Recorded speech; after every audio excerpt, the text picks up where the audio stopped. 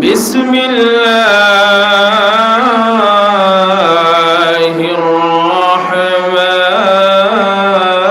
রহমানির রহিম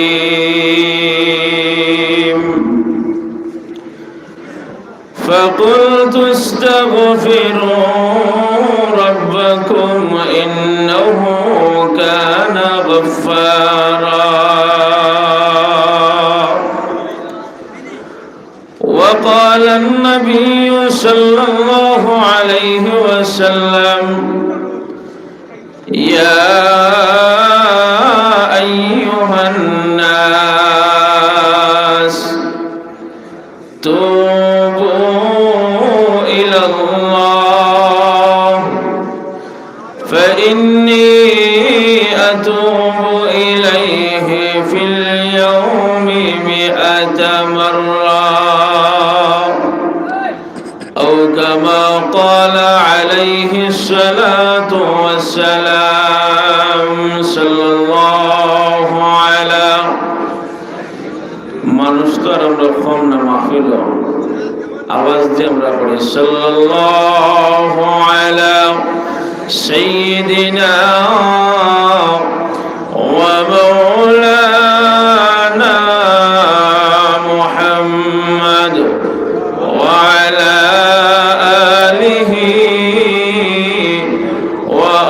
وأصحابه وسلم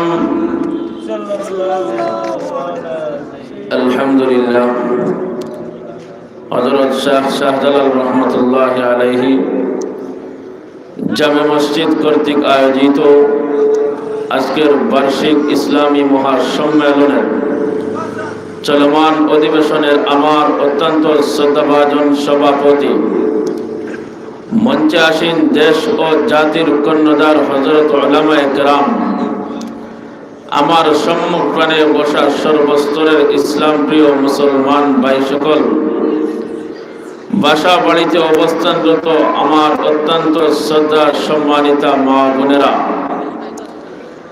সর্বপ্রথম মহান মালিকের দরবারে শুকর আদায় করি যে রব্বুল আলামিন আপনাকে আমাকে চলিত বরকতের মাসে কোরআন এবং হাদিসের মাহফিল তথা জান্নাতের মাহফিলে আসা এবং বসার তৌফিক দান করেছেন।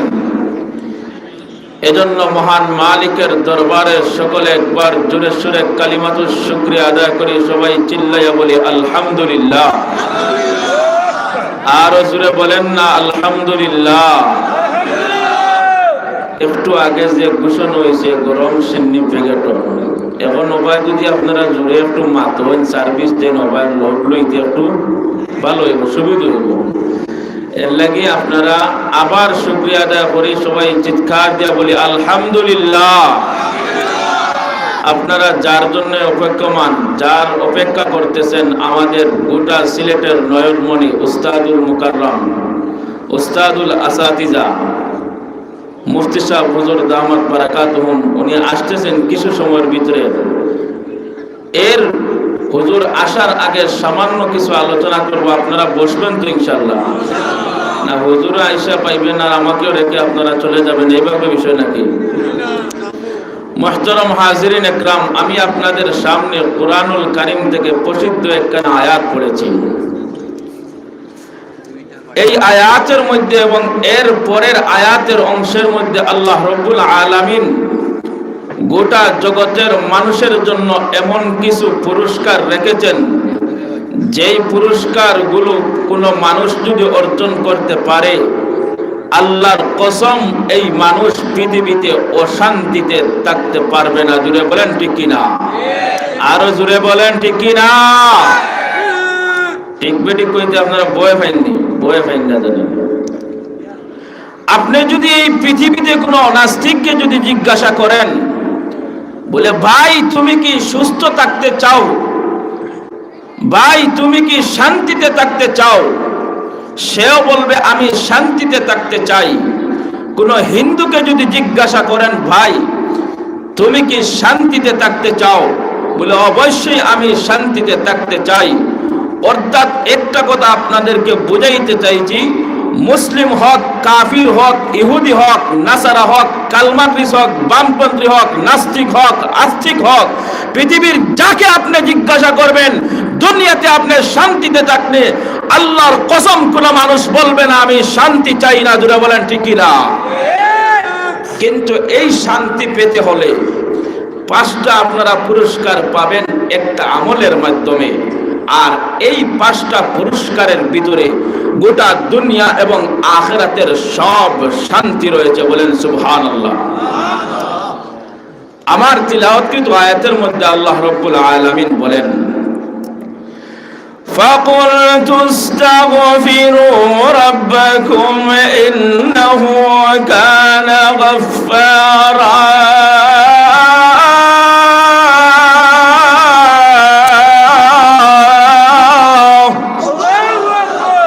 আল্লাহ বলেন ফাকুল, হে নবী আপনি জানাইয়া দেন আমরের সেগা ব্যবহার করে, তুস্তাগফিরু, তারা যেন ইস্তেগফার করে। কার কাছে ইস্তেগফার করব? মালিকের কাছে। ফাকুল তুস্তাগফিরু রাব্বাকুম ইন্নাহু কানা গাফফারা। মালিক বলেন নবী জানাইয়া দেন যারা বেশি বেশি করে ইস্তেগফার পড়বে, আস্তাগফিরুল্লাহ, সকলে চিল্লাইয়া বলেন না আস্তাগফিরুল্লাহ।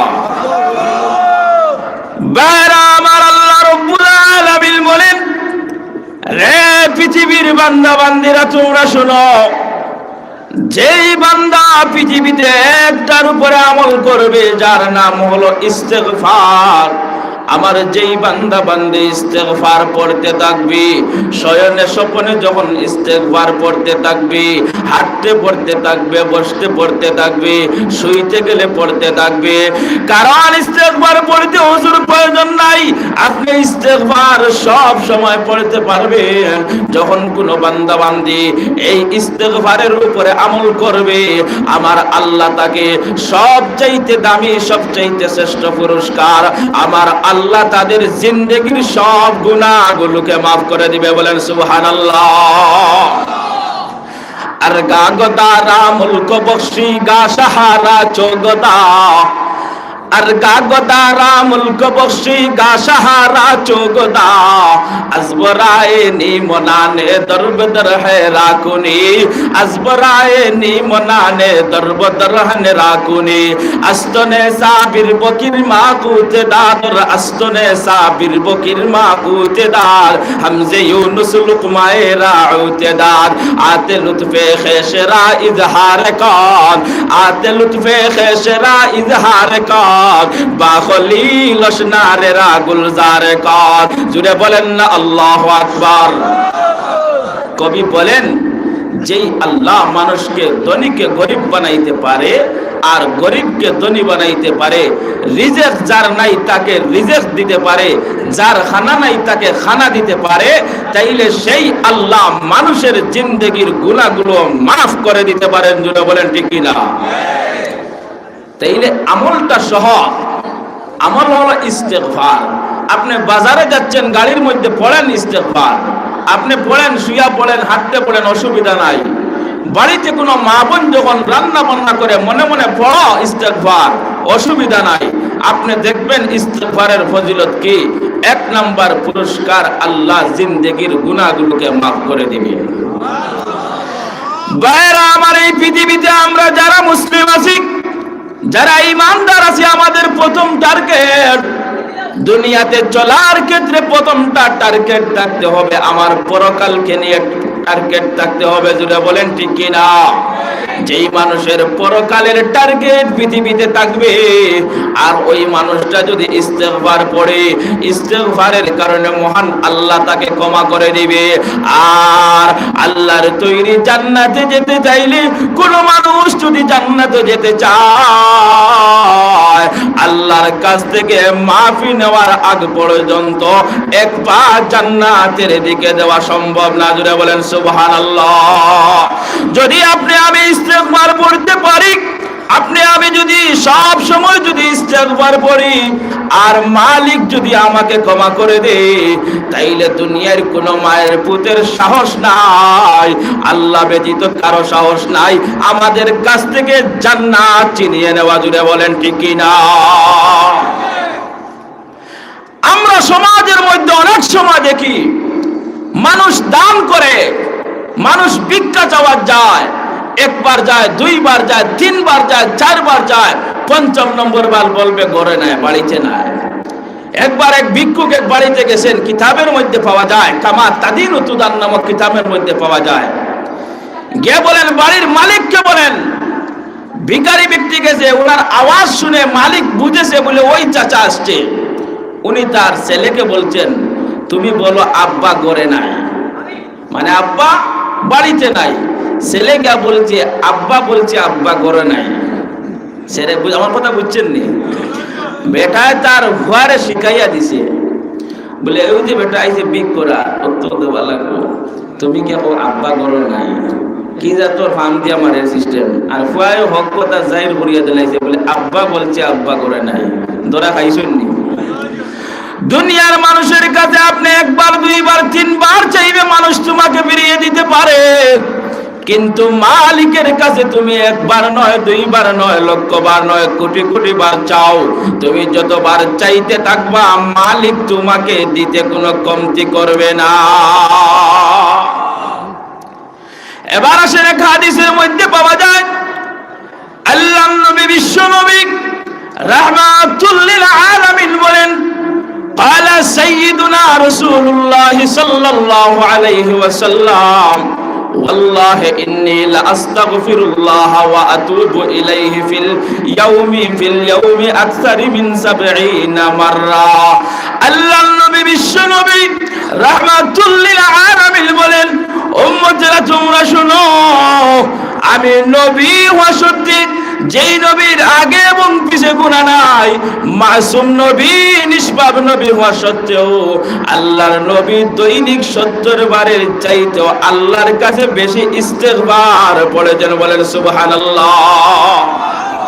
তাইলে নবী যদি দৈনিক 70 বার ইস্তেগফার পড়ে, আপনি আমি জকিগঞ্জের মানুষ কতবার ইস্তেগফারের প্রয়োজন? এবার নিজে যদি ক্যালকুলেটর দিয়ে হিসাব করেন, বের হয়ে যাবে। নিজের আমলনামা তো নিজের জানা আছে। আবু হুরায়রা রাদিয়াল্লাহু তাআলা আনহুর জিন্দেগি পাওয়া যায়, যিনি সবচেয়ে বেশি হাদিস বর্ণনা করেছেন, উনি নিজে দৈনিক 12,000 বার ইস্তেগফার করেছেন। বলেন সুবহানাল্লাহ। তাইলে ইস্তেগফারের দরকার আছে না নাই? আরো জোরে বলেন না, আছে না নাই? তাইলে ইস্তেগফার যদি আপনি পড়েন, 1 নাম্বার পুরস্কার, আল্লাহ তোমার জিন্দেগির গুনাহ মাফ করে দিবেন। আর জিন্দেগির গুনাহ যখন মাফ হয়ে যাবে, আপনি তো জান্নাতে যাবেন। আর এই পৃথিবীতে মুমিনদের আসল টার্গেটটা হলো জান্নাত। সুতরাং ইস্তেগফারের মাধ্যমে আপনার জান্নাতটা হাসিল হয়ে যাবে। বলেন সুবহানাল্লাহ। এরপরে আল্লাহ বলেন, ইউরসিলিস সামাআ আলাইকুম মিদরারা,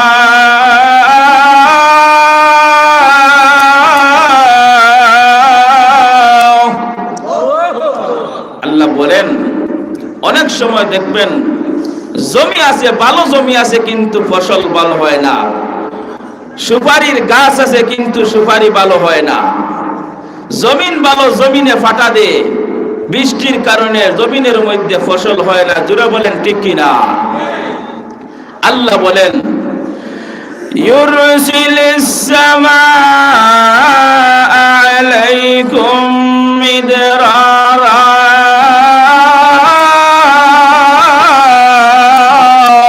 আল্লাহ রাব্বুল আলামিন বলেন, পৃথিবীর বান্দা বান্দীরা তোমরা শুনো, যখন তোমরা ইস্তেগফার বেশি বেশি করে পড়তে থাকবা, ইস্তেগফার তোমাদের জিন্দেগিতে সাজাইতে পারবা, আমি আল্লাহ তোমাদের সঙ্গে ওয়াদা করলাম, আমি আল্লাহ আসমান থেকে বৃষ্টির মতো বৃষ্টি দিয়া জমিনের মধ্যে তোমাদের রিজিক দিয়ে দিব। বলেন সুবহানাল্লাহ। তাইলে যদি জমিনের মধ্যে যদি উৎসাইয়া বাতের মধ্যে থেকে বাতের রকম বাতের মাড়ের মতো যদি উৎসাইয়া জমিন থেকে যদি রিজেক আসে, আপনার আমার পেরেশানির দরকার আছে নাই? তাইলে স্মরণ রাখবেন, আমি আগে বলেছি যে পৃথিবীর মধ্যে এই 5টা পুরস্কার যে অর্জন করবে দুনিয়াতে তার আর অশান্তি থাকবে না। প্রথমেই আল্লাহ জান্নাত পুরস্কার, তারপরে আল্লাহ জমিনের মধ্যে মানুষের রিজেক দিয়েছে। আল্লাহ কি রিজেক দিতে পারবে না? পারবে। এরপরে আল্লাহ বলেন ওয়ায়ুমদিদুকুম বিআমওয়াল।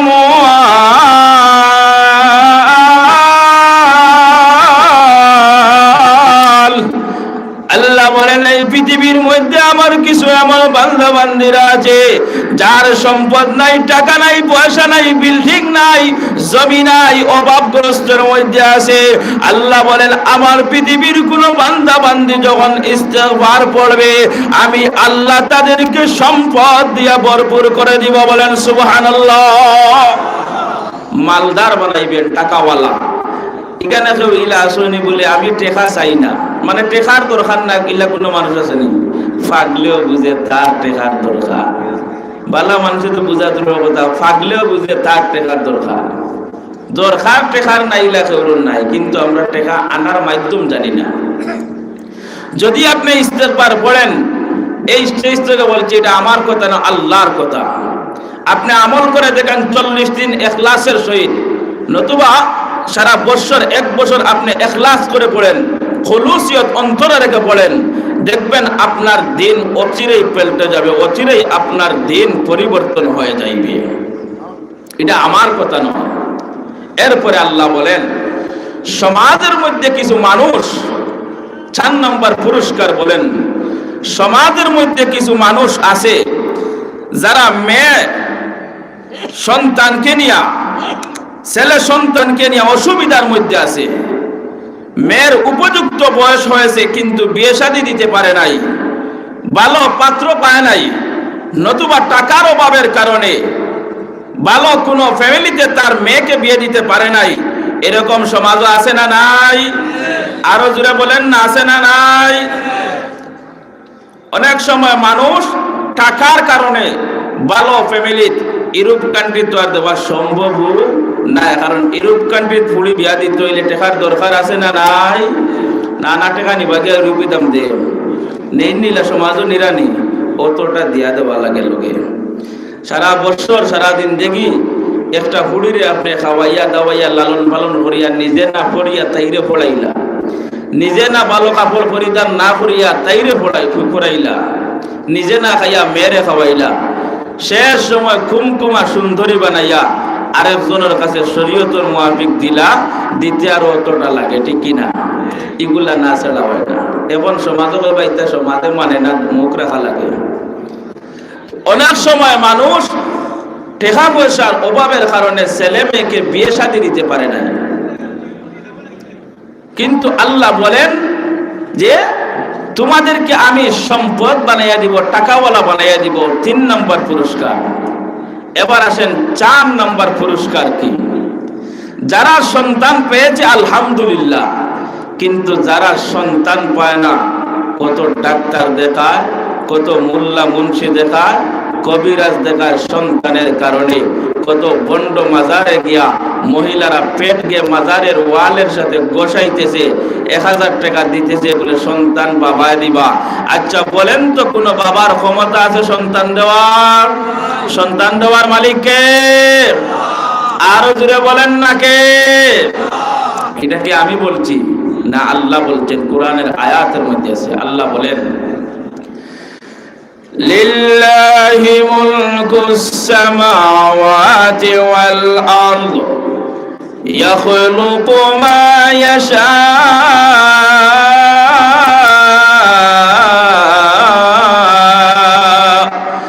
ইয়াহাবু লিমান ইয়াশাউ ইনাসা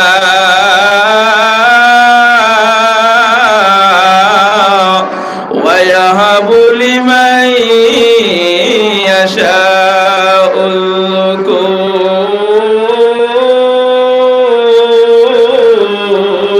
যুকুর।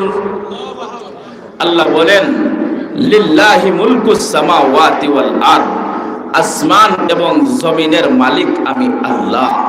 এবার আপনাদেরকে প্রশ্ন, যদি জমিন আপনার হয়, যেমন এই যে জায়গাটা আছে আমাদের সামনে, তাইলে এই জমিনে চাইলে আপনি ফসল করতে পারবেন, না চাইলে আপনি করবেন না, কিন্তু অন্য কোনো মানুষ আপনাকে বাধা দেওয়ার ক্ষমতা নাই। কেন? বলে এই জমির সূত্রে মালিক হলাম আমি, এই জমির মালিক নিজে, সুতরাং আমার চাইলে ফসল করব, নতুবা ফসল করব না, খালি মাঠ থাকবে। জুড়ে বলেন ঠিক কিনা? তাইলে আল্লাহ বলেন আসমান এবং জমিনের মালিক আমি আল্লাহ। এরপরে আল্লাহ বলেন ইয়াখলুকু মা ইয়াশা,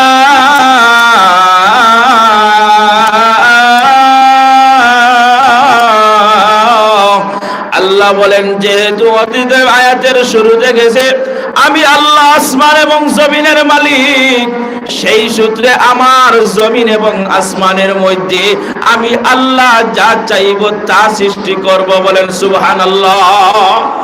তাইলে জমিন যেহেতু আল্লাহ, তাইলে আল্লাহ সৃষ্টি করবেন, এখানে কারো কোনো ইখতিলাফ নাই, যা চাইবেন তা সৃষ্টি করবেন।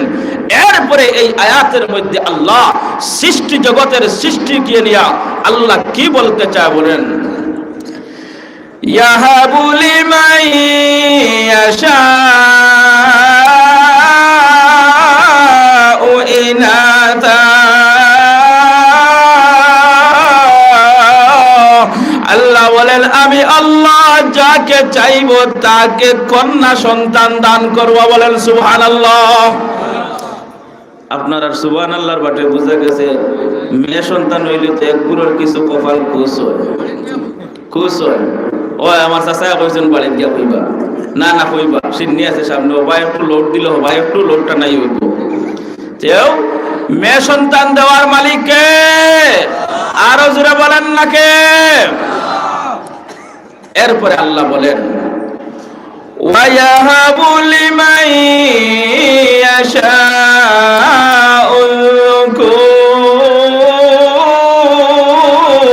যুকুর, আল্লাহ বলেন আমি আল্লাহ যাকে চাইব তাকে ছেলে সন্তান দান করব। বলেন সুবহানাল্লাহ। তাইলে সন্তান দেওয়ার মালিক কে? না শাহজালাল রহমতুল্লাহি আলাইহি, কোন বন্ড বাবা, তালা বাবা, ফির বাবা, সকালকুর বাবা, বিকালকুর বাবা, শনিবারকুর বাবা, লেমটা বাবা, গঙ্গুর বাবা, টুনটুন বাবা, কারেন্ট বাবা, কত বাবা দেখলাম জগত, কিন্তু কোন বাবার ক্ষমতা নাই। এটা যারা যায় এরা আসলে হাফ পাগল, মানুষের হুনাহুনি, ঠিক কিনা? হুজুরুল্লাহ বিষয় কেউ পারবো না সন্তান দিত, হুজুর আমার দাদা উস্তাদ। আগে আমি ঘোষণা শুনছি মুফতি সাহেব হুজুরের উস্তাদ, আমার দাদা উস্তাদ। তাইলে সন্তান দেওয়ার মালিক কে?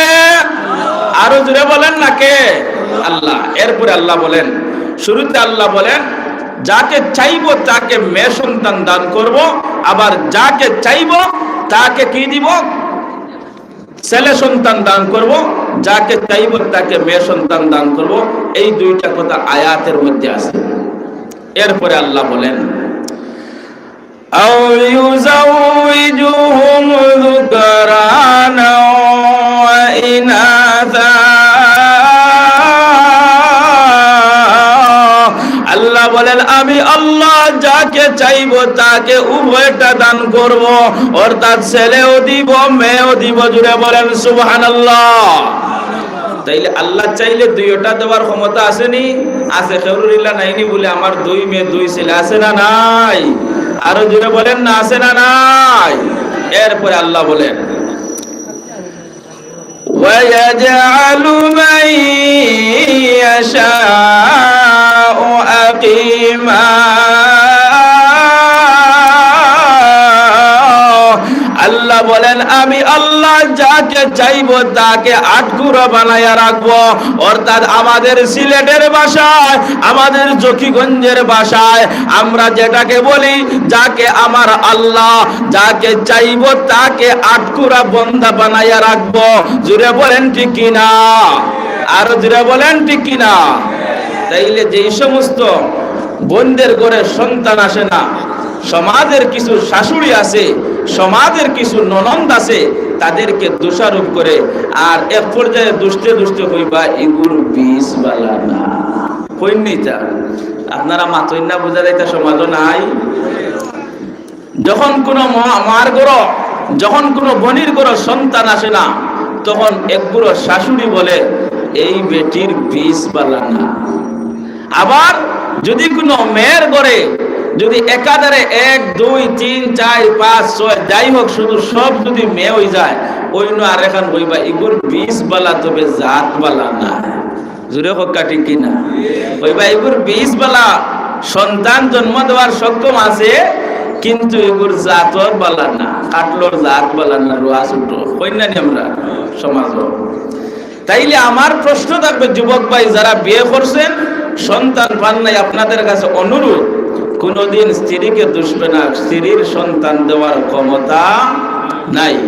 আর যদি মনে করেন স্ত্রীকে দুষবেন দোষারোপ করবেন যে তোর করে সন্তান আসে না তাইলে আমার একটা প্রশ্ন যদি কোনোদিন রাত্রিবেলা আর স্ত্রী তোমার মাথার মধ্যে তেল দিয়া আর চিরন দিয়া মাথার চুলগুলো বাইন করে দিয়ে সুন্দর করে বলে আমার মায়ার স্বামী ও আমার জামাই কত রায় তোমারে আই লাভ ইউ হইলাম কতদিন তোমার খেদমত করলাম কত ভালোবাসলাম 1 বালিশও ঘুমাইলাম 2 বালিশ দিছি না আইলো এক সময় গেছে 1 বালিশও ঘুমাইলাম তোমার কাছে আমার একটা প্রশ্ন তাইন চাচা মনে মনে কইবা তাইন বাইয়ে মনে মনে কইবা হয়তো বারে সোনার চেইন চাইব নতুবা টেকা চাইব নতুবা বলে বাপর বাড়ি যাইতো লম্বা ছুটির প্রয়োজন দূরে হোক কাটি কিনা কইবা নেই বলে মনে মনে তো টেকা চাইব।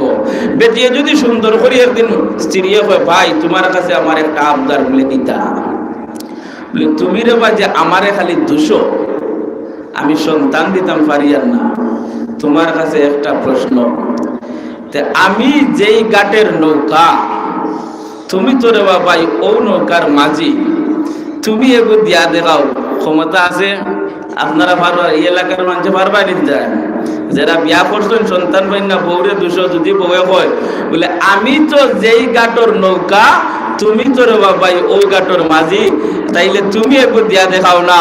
আল্লাহর কসম পুরা পৃথিবীর পুরুষে একটাও সন্তান দেওয়ার ক্ষমতা নাই জুড়ে বলেন ঠিক কিনা। সন্তান দেওয়ার মালিক কে আরো জুড়ে বলেন না কে। এবার আসেন সন্তান পাওয়ার ঔষধ আল্লাহ কুরআনের মধ্যে দিয়েছেন। যাদের সন্তান নাই অনেক পেরেশানির মধ্যে আছেন স্বামীর বাড়িতে নির্যাতিত অবস্থা অনেক মা বোনরা আছে অনেকে আমাদের কাছে বলে দুঃখ কষ্ট মাঝে মধ্যে বলে আল্লাহ বলেন وَيُمْدِدْكُمْ بِأَمْوَالٍ وَبَنِينَ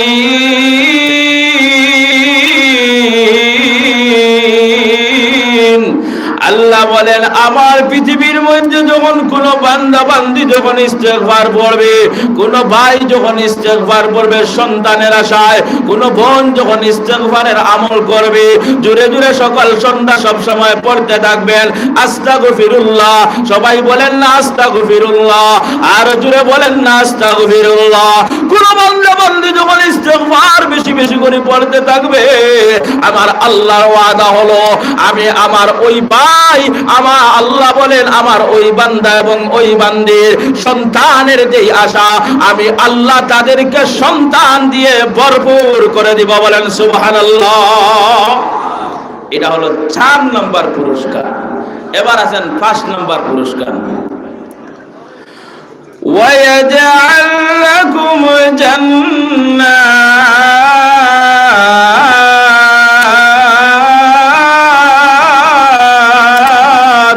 আল্লাহ বলেন পৃথিবীর মধ্যে যেই বান্দা বান্দি যখন ইস্তেগফার পড়তে থাকবে আস্তাগফিরুল্লাহ আস্তাগফিরুল্লাহ পড়তে থাকবে আমার আল্লাহ তাদেরকে চিরস্থায়ীভাবে জান্নাতের মেহমান বানাইবেন বলেন সুবহানাল্লাহ।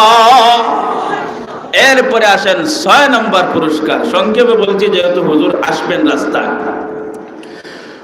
وَيَجْعَلْ لَكُمْ جَنَّاتٍ وَيَجْعَلْ لَكُمْ أَنْهَارًا।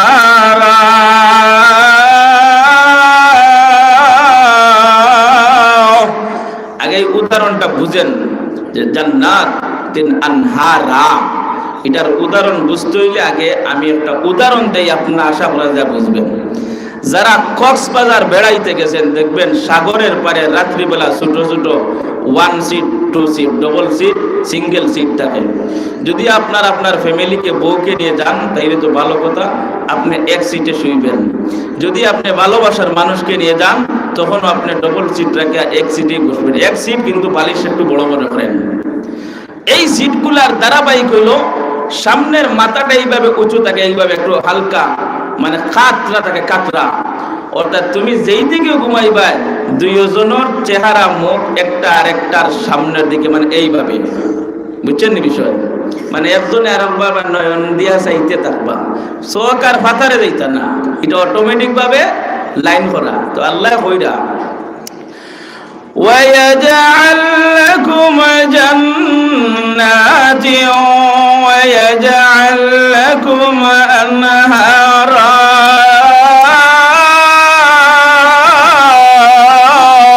আল্লাহ বলেন আমার পৃথিবীর মধ্যে কোন বান্দা বান্দি যখন ইস্তেগফার পড়তে থাকবে, আস্তাগফিরুল্লাহ আস্তাগফিরুল্লাহ এইভাবে যখন পড়তে থাকবে, তার জীবনের মধ্যে এই আমলগুলো ফিট করে দিবে আমার আল্লাহ। ওই বান্দা বান্দি জান্নাতে যাওয়ার পরে তার মাথার সামনে দিয়ে তাকায়া দেখবে জান্নাতের মধ্যে দুধর আর মধুর নহর বইতেছে। বলেন সুবহানাল্লাহ। আপনি চাইয়া দেখবা খালি দুধ আর মধু, দুধ আর মধু, এই হলো পুরস্কার। তাইলে আল্লাহ কি এইগুলা দেওয়ার ক্ষমতা আছে? আরো জোরে বলেন না আছে?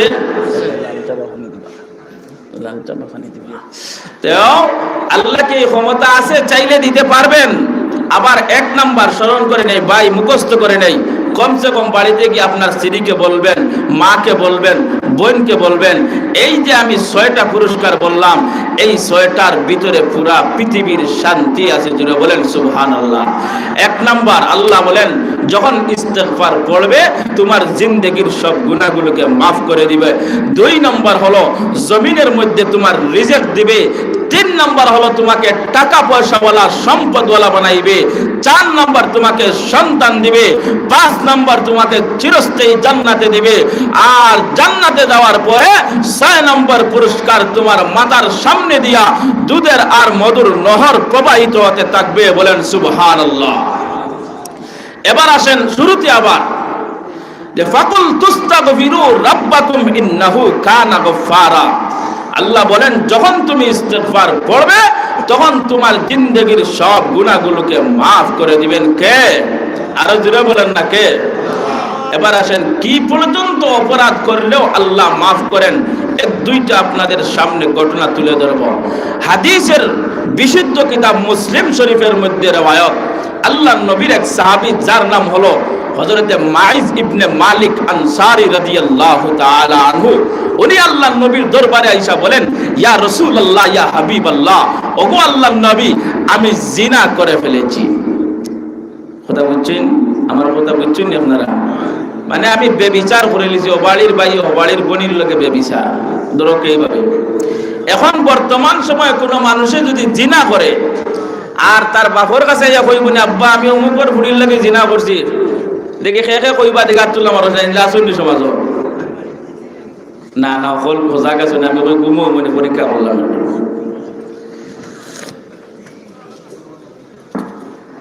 আপনারা সবাই সত্যগুলো লাগে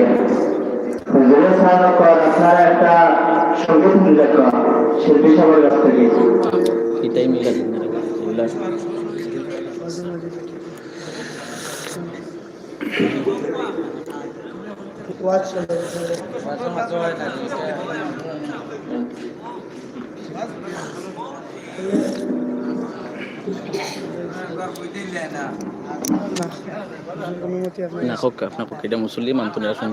আপনারা কিতা অনুমতি আছে?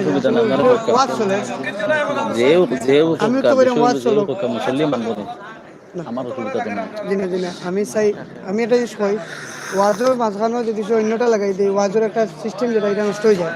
আমি চাই না ওয়াজের মাঝখানেও অন্যটা হোক। হ্যাঁ আপনারা থাকবা ইনশাল্লাহ, লাস্টে আমি একটু দিয়ে দিব।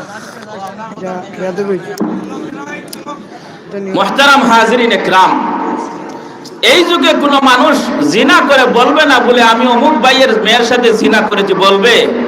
বলবে না। কারণ নিজে নিজেকে অপরাধী স্বীকার করা তো দূরের কথা, যদি ধরাও খেয়ে নেয় হাতে নাতে ধরে তারপরে মিথ্যা বাহানা দিয়ে ছুটে যাওয়ার চেষ্টা করে, জুড়ে বলেন ঠিক কিনা? তো আল্লাহর নবীর কাছে সাহাবী আয়েশা বলেন, মাইজ ইবনে মালিক বলেন, ইয়া রাসূলুল্লাহ, আমি জিনা করে ফেলেছি। ইয়া রাসূলুল্লাহ, আমি জিনা করে ফেলেছি, ব্যভিচার করে ফেলেছি।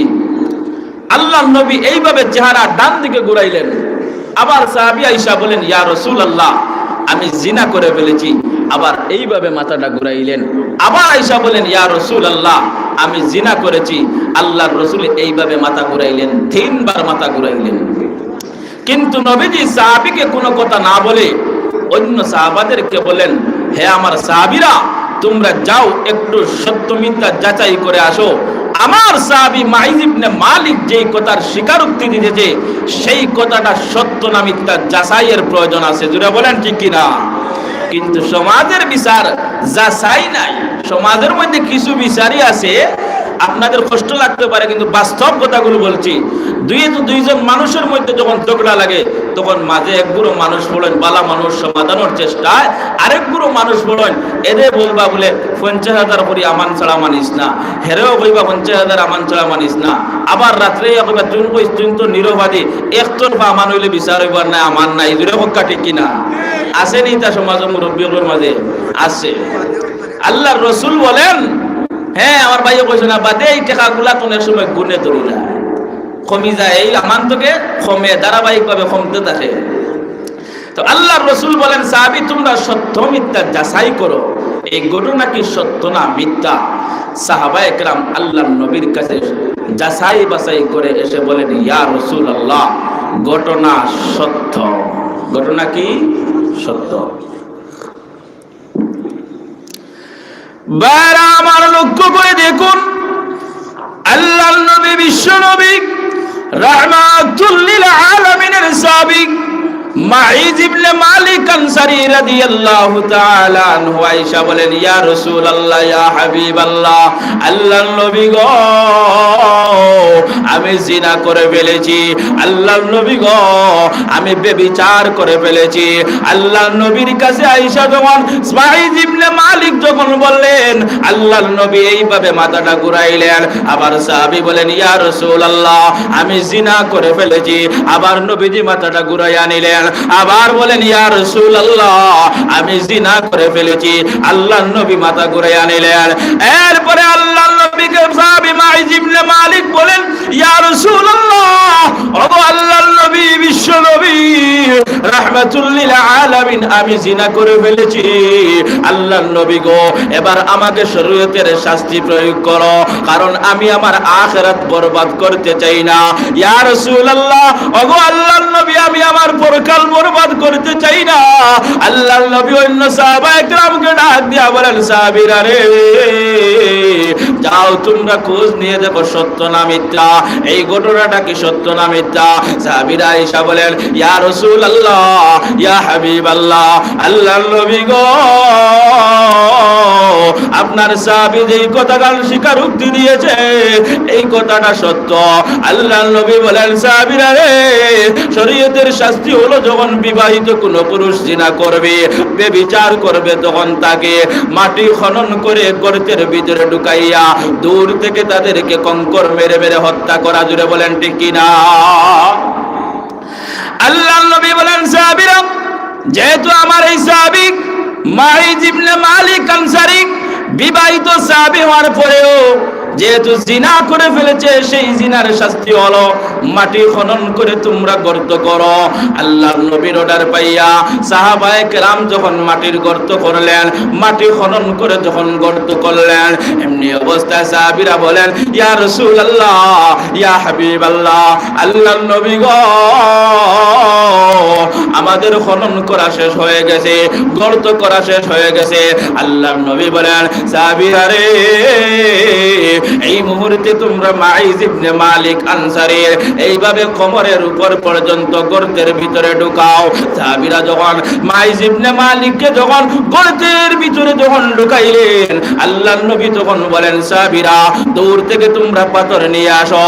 এবার যখন পাথর নিয়ে আসা হলো, আল্লাহর নবী বিশ্ব নবী রাহমাতুল লিল আলামিন বলেন, সাহাবীরা এবার তোমরা দূর থেকে তোমরা কঙ্কর মারা শুরু করো, অর্থাৎ পাথর মারা তোমরা শুরু করো।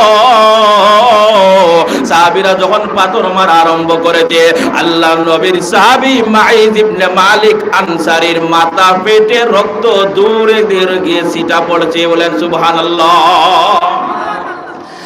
এবার আল্লাহর নবী বিশ্ব নবী রাহমাতুল লিল আলামিনের সাহাবীর যখন মাথাটা ফেটে যায় আর রক্ত যখন দূর যখন ছিটা দিয়া পড়ে, এমনি অবস্থায় অন্য এক সাহাবীর শরীরের মধ্যে পড়ে যায়।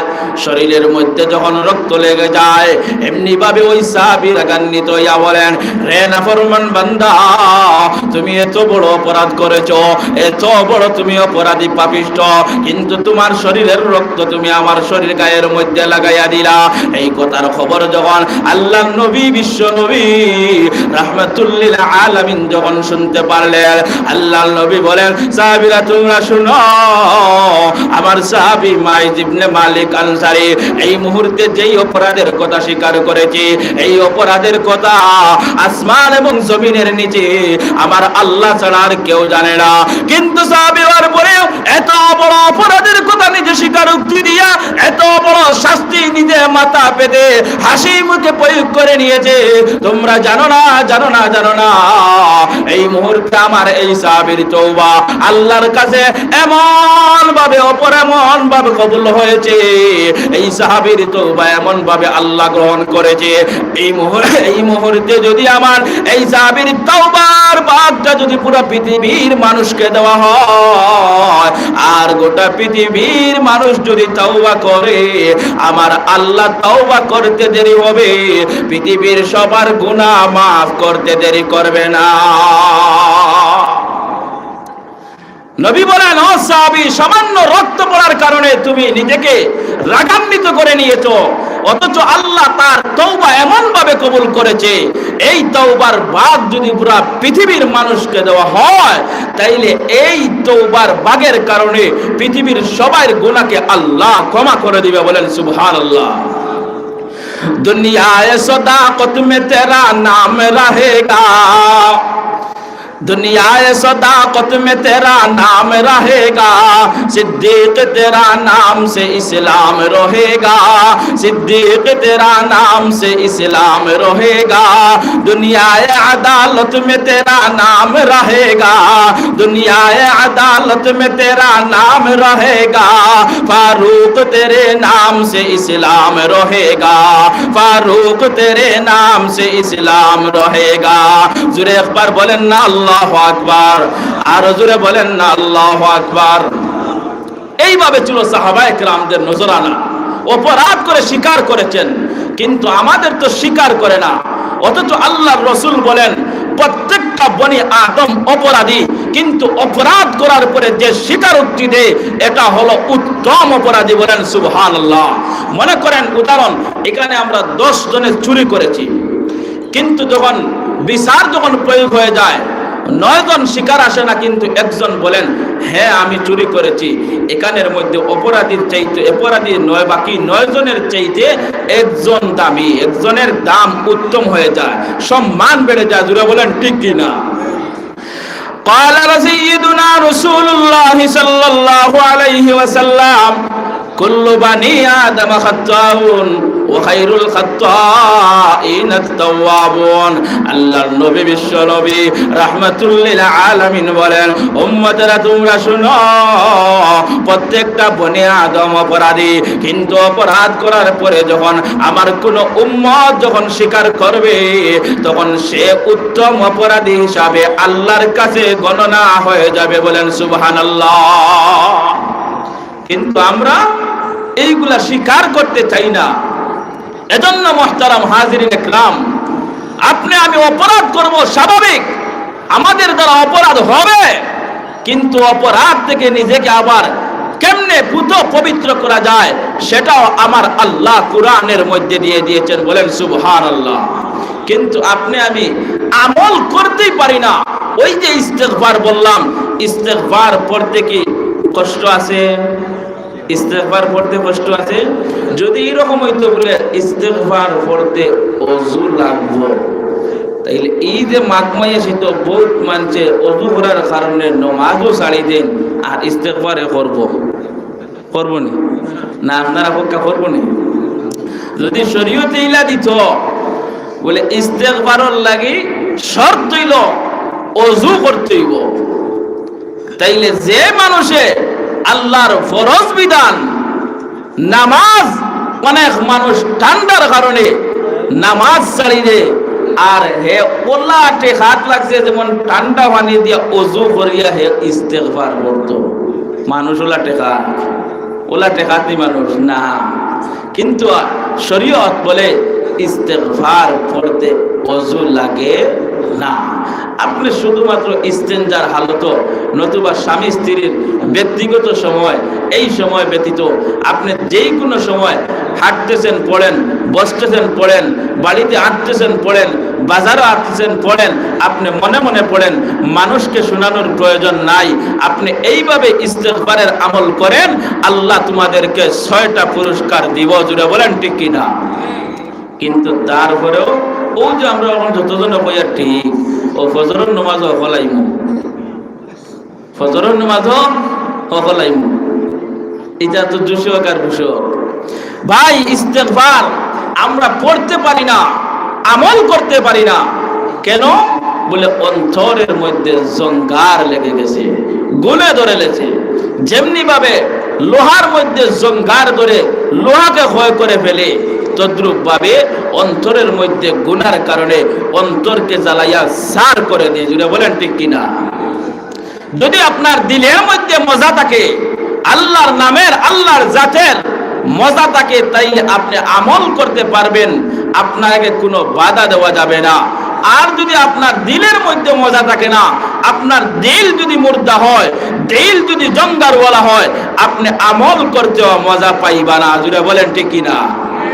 এই জন্য কবি বলেন, উলফত মে বরাবর কে ওফা হো কে জফা হো, उल्फत में बराबर के वफा हो के जफा हो, हर चीज में लज्जत है अगर दिल में मजा हो, हर चीज में लज्जत है अगर दिल में मजा हो। তোমার দিলের মধ্যে যদি মজা থাকে, তাইলে আপনি অটোমেটিক করতে পারবেন। কিন্তু মানুষের অন্তরের মধ্যে মহব্বত, দুনিয়ার মহব্বত আছে। দুনিয়ার মহব্বতের একটা উদাহরণ দেই। কোন ছেলে যদি একটা মেয়েকে ভালোবাসে, একটা উদাহরণ, আর এই মাঘ মায়া শীতের সময় যদি মেয়ে ফোন দিয়ে বলে তুমি যদি নদীর ওপারও আইতে পারো, আমি তোমার লে জামাই লই দিম। ইটা বহুত ওয়াইন বহুত বেটাইনে শোন, কাপড় এক হাত লইয়া আর এক হাত দিয়ে সাঁতার কাটি ওপারও পার হইবা। এই সময় যদি দিকাও কিতা খবর পাইছাও শরীর ঠান্ডা হয়েছে না, কিতা মাতো এখন শরীর ঠান্ডা হওয়ার সময়, গরম হওয়ার সময়, ঠিক কিনা? মনে মনে কবে আশাইতাম করে বলে বাস্তব না, এটা বাস্তব চলে। লাইলি আসলো মজনুর পাগল, লাইলির খবর জানে না, আতর আঙ্গুলের কলম বানাইছে, বানাইয়া খালি লেখে লাইলি লাইলি। জিকাইলে ইতা খরচ কি বলে, এগুলো আমার লোকে নাই, এখন আমার লোকে না থাকলে আঙ্গুল দিয়ে লেখলে দিলের মধ্যে শান্তি হয়। আর মাটিরে তরিয়া হুঙ্গিয়া খবর বা করলে আশা পক্কা ঠিক কিনা? ইতিহাস তো আপনারা জানেন। এই জন্য কবি বলেন, হাম চমজনো বুক নমহর খাকেরা, হাম চমজনো বুক নমহর খাকেরা, खाके लैला राबिया बंदे खता, गुफ्ते माशुक नाम लैला मी कुनाम, गुफ्ते माशुक नाम लैला मी कुनाम, खातिरे खुदरा तसल्ली मीदोम, खातिरे खुदरा तसल्ली मीदोम। आशिकुन से क्या मजा है माशुकुन से पूछियो, आशिकुन से क्या मजा है माशुकुन से पूछियो, शाख गुल में क्या मजा है बुलबुलों से पूछियो। আশুক তার মাশুকর লাগে চট লাগাইল মহব্বত, কিন্তু মালিকরে মহব্বত করা সম্ভব হয় না।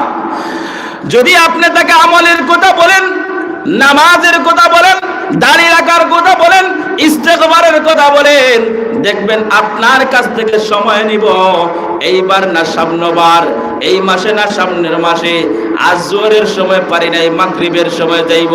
জুড়ে বলেন ঠিক কিনা?